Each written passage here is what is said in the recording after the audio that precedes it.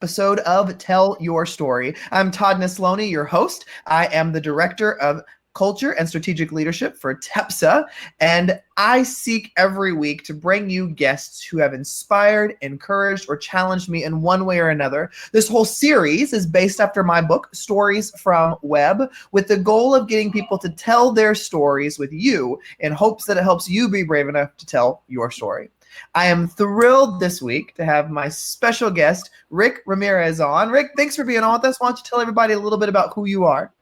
All right. Hi, everyone. Let me just start off by saying thank you. I'm honored to be a part of the show. I've been following you for a while, and I'm just extremely honored and humbled for the opportunity. So, yes, my name is Rick Ramirez. I'm from El Paso, Texas. That's as far west Texas as you can go. Yep. I taught at the high school level, and I taught middle school as well.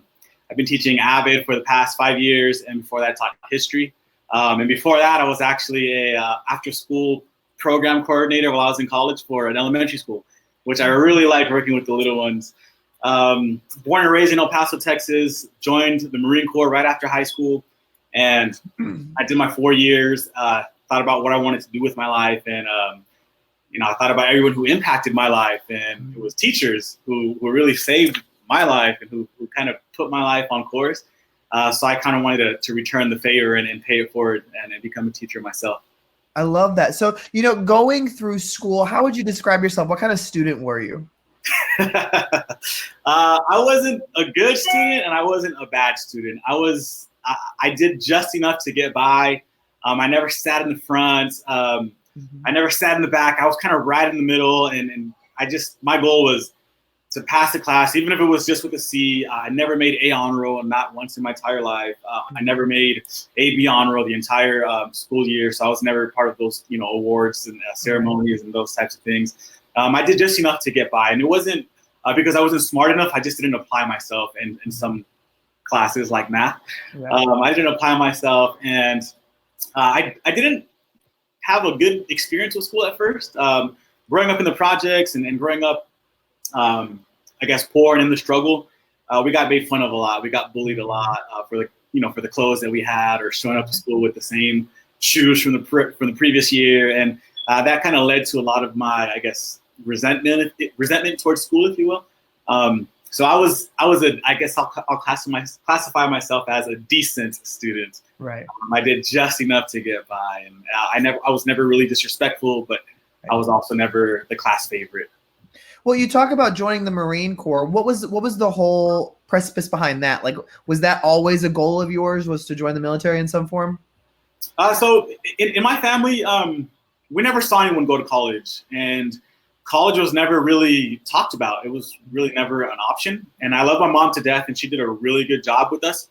But my mom was also someone who said, "You're going to the military. College is not an option for our family. It's not possible. I want you to go mature and go see the world in the military, and then if you want to do college still after that, go ahead and do that." So I ended up joining the military. I did try college out for a semester, and it was really hard.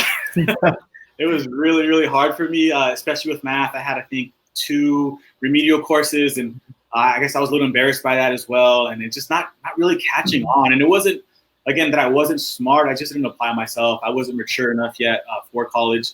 I didn't know how to study. I hated reading.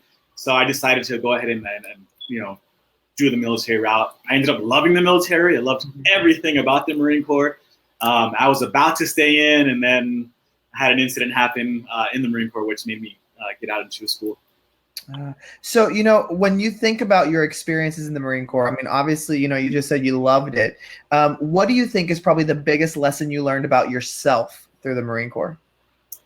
I learned that anyone can be disciplined. Anyone can be disciplined, and it's all a matter of doing it yourself, of taking charge of it. And of course, being in the military, they kind of force you to be disciplined.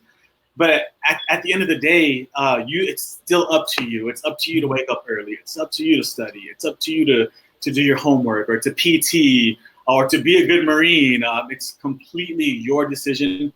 And the Marine Corps really helped me realize that I am where I'm at in life because of the decisions that I've made, or the decisions that I didn't make. But it was all my basically I learned how to take complete ownership over my actions.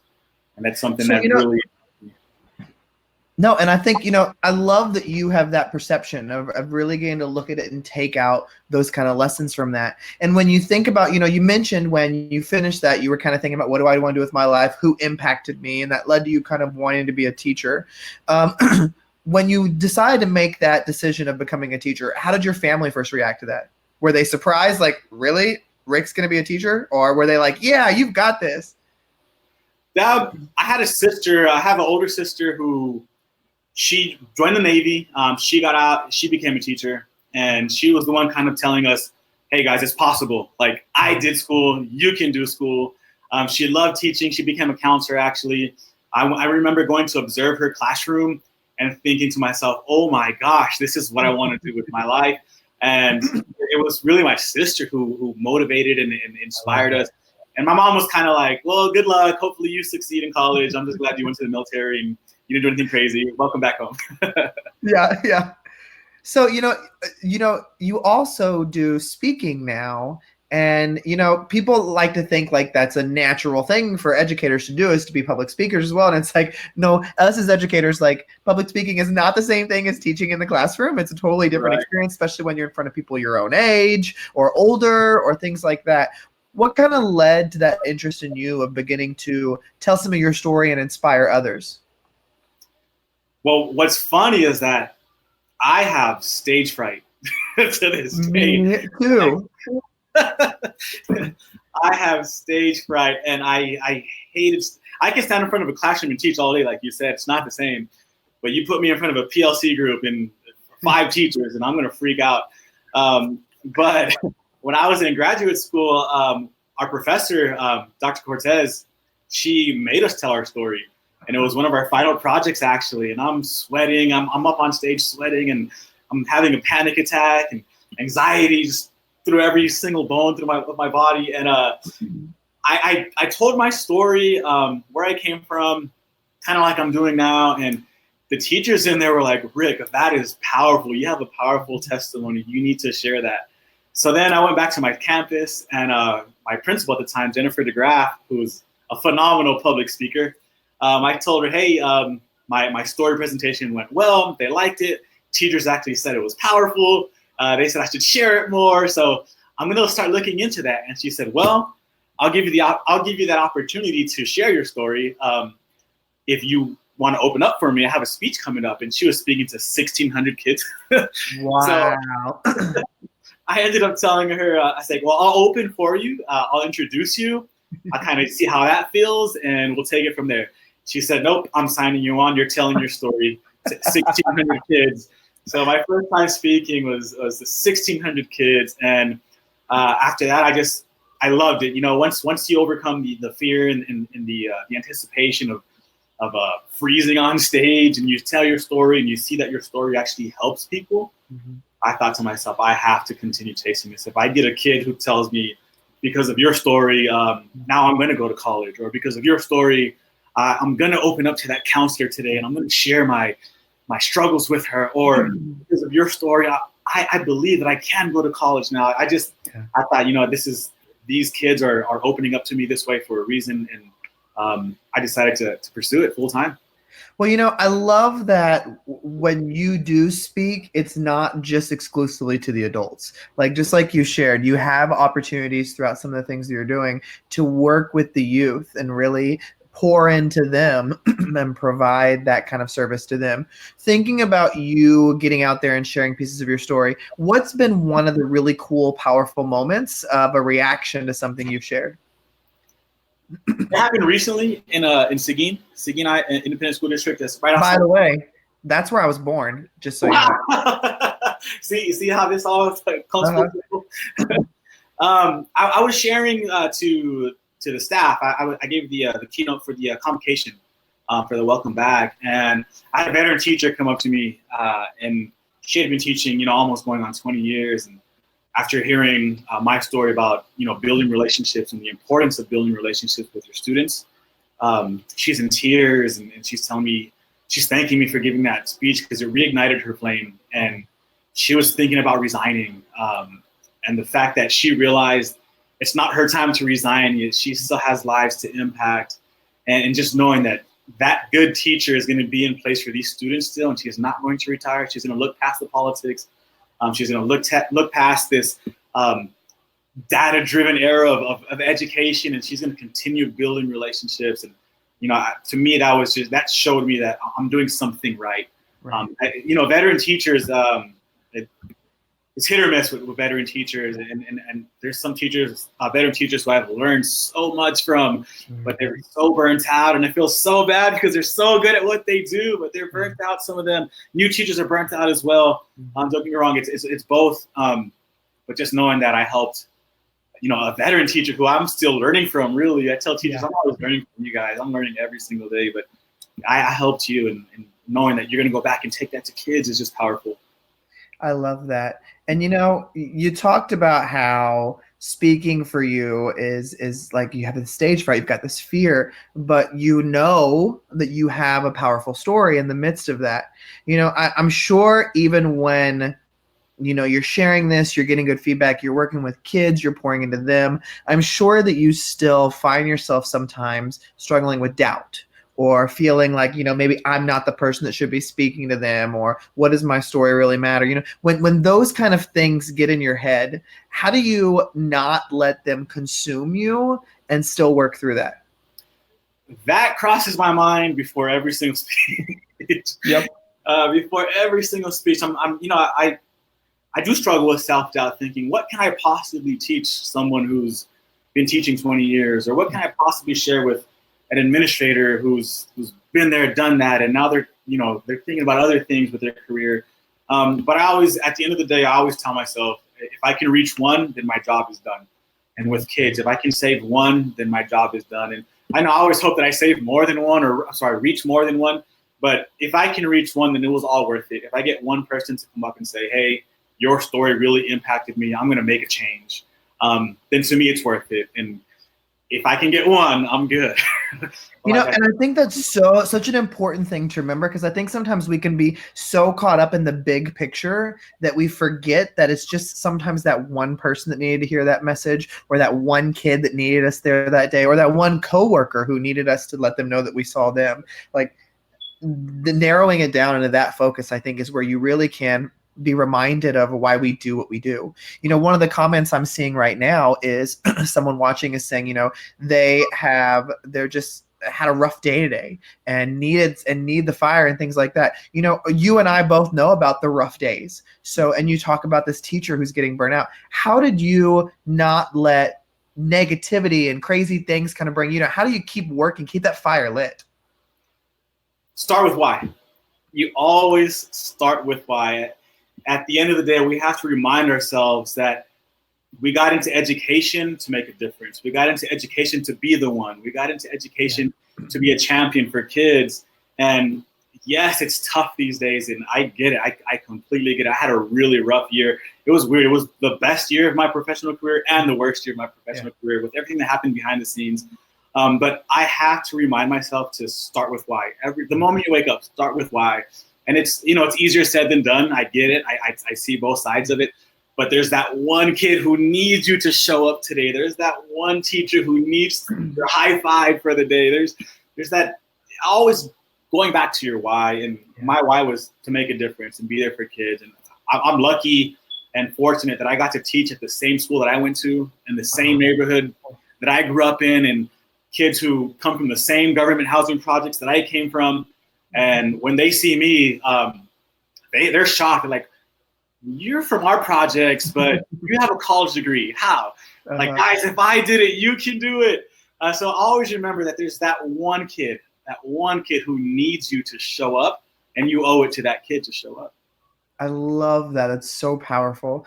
Well, I've got two more questions to ask you. And one of them, I can't let you be on my show without asking, you got Teacher of the Year, you got all these great things, but you got to meet Ellen DeGeneres. Like, Can I just tell you how jealous I am of you that you got that experience? Like, she's my one celebrity besides Michelle Obama that I'm like, I want to meet this woman, and you got to. So talk to me about that experience. Like, do you even remember it, or was it like one of those out of body things where it's like, thank God it was recorded so I could go watch it back later?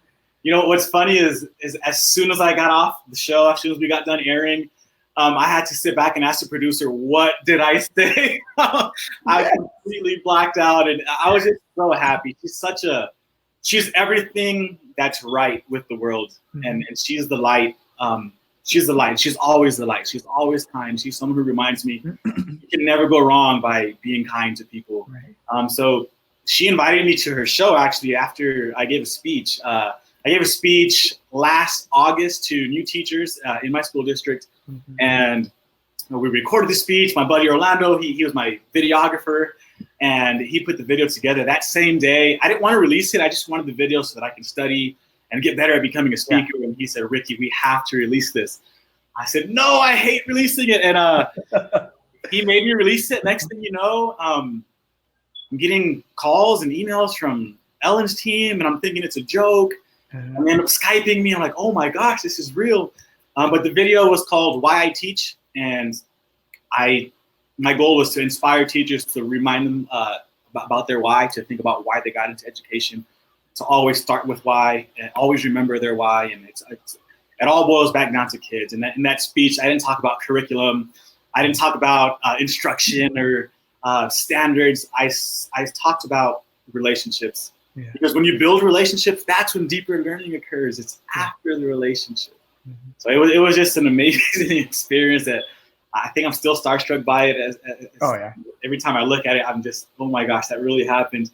But no, and I will tell you, you know, I got to meet President Barack Obama, and it was the same kind of thing where it's like I got off the stage, my wife was there, and she's like, "What did he say to you?" And I said, "I don't know." Like I answered him. He said something. He asked me something because I answered him. And so it was so funny because they recorded it. And I was like, okay, I got to watch afterwards and go, wait, that really did happen. So I totally get you. And even now I'm like, I didn't really meet anybody. Like, and then I'm like, oh, wait, no, I'm in that picture. Or I still have that video, the DVD they gave us. So no, I totally get it.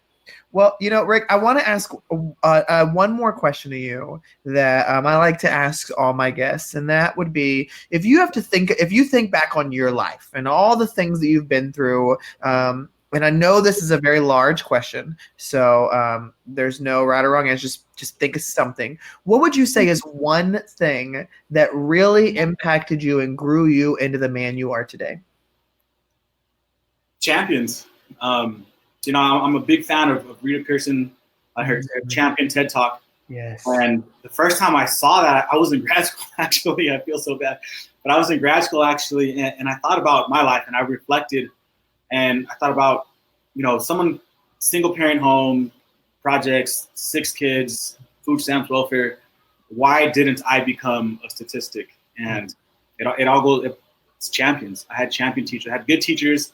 I had some bad teachers, but I had those few champions who didn't give up on me, who encouraged me to take AP classes, Coach Essex, or Miss Wiggs, who didn't hold any of I had a bad attitude when I was a freshman. I was going through a depression, suicidal thoughts, and I was just rude. I was a rude kid, but she never held that against me. I remember being very rude to her one time, and her reaction, her response was, she gave me a hug and she told me she loved me. I'm thinking, wow. So it was definitely the champions who didn't give up on me, who saw something in myself that I never saw in myself. Yeah. And you know, not to say anything bad about, you know, my family, but our family, we never thought college was possible. And then, you know, years later, we see it is possible. And I always tell kids, it's school, college, it doesn't measure how smart you are. It measures how hard you're willing to work. Right. And if you're willing to study, and you're willing to let adults pour into you, and if you're willing to let these adults reach you, you know, the sky's the limit. So it was definitely my champions, and I thank them all the time. I still keep in contact with some of them. Miss Wiggs is probably watching right now. She's probably crying because she always cries. And that's kind of what I spend my whole teaching philosophy on. Yeah. My presentations, they're all centered around being a champion for kids. I even have the championship belts to remind myself to be a champion for kids at all times. And Being a champion, it doesn't just mean teachers. Yeah. Being a champion could be, if you step foot on a school, if you come in contact with kids, you can be a champion. You can be that one person who didn't give up on someone who was about to give up. Yeah. So champions, that's my answer, is the champions. Man, that is the mic drop into the episode. Well, Rick, I got to tell you, I absolutely love your work. I love that the man you portray yourself to be is the same one that I've got to interact with. And so thank you so much for agreeing to come on and for the awesome things that you're doing. Thank you. It's been a pleasure and an honor connecting with you and joining your network and just learning from you. I learn from people every single day. I'm never a know-it-all, so I take notes from everyone. Even this interview, I'm learning, okay, that's how I ask questions now. So thank you for reaching out, and I'm very honored and humbled by the opportunity, so thank you. I appreciate it. Well, and thank you everybody for listening or watching another episode of Tell Your Story. You can join every week as I bring you a new guest. Remember, you can check out past episodes on iTunes, Spotify, SoundCloud, YouTube, wherever you want to get your episodes from. I hope today's episode has inspired you and encouraged you to get out there and tell your story, because like I tell you every week, every story matters.